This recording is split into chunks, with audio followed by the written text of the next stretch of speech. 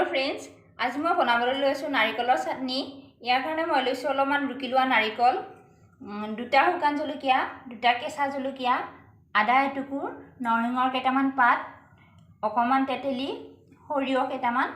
আৰু অকমান নিমখখিনি সোৱাদ অনুযায়ী ল'ব লাগিব এতিয়া মই এইখিনি গ্ৰাইণ্ডাৰত দি দিম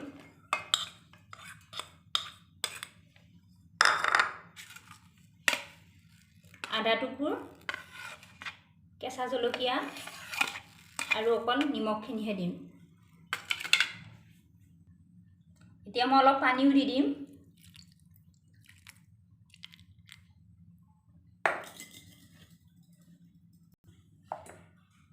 লগতে তেতেলখিনিও দি দিব লাগিব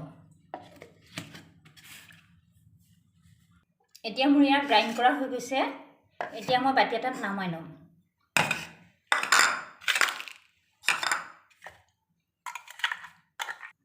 ফেলা মই কেৰাহীত তেল গৰম হ'বলৈ দিছো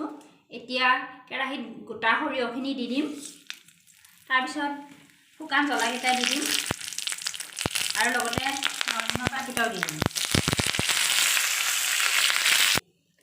এতিয়া মই গৰম কৰা নৰসিংহ পাত সৰিয়হ আৰু শুকান জলকীয়া ইয়াৰে ওপৰত দি দিছো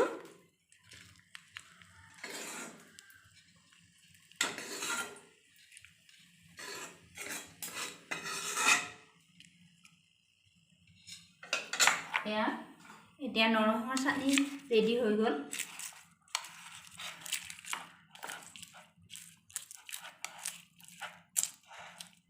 এনেদৰে আপোনালোকেও কেতিয়াবা বনাই খাই চাবচোন বহুত টেষ্টি লাগে ধন্যবাদ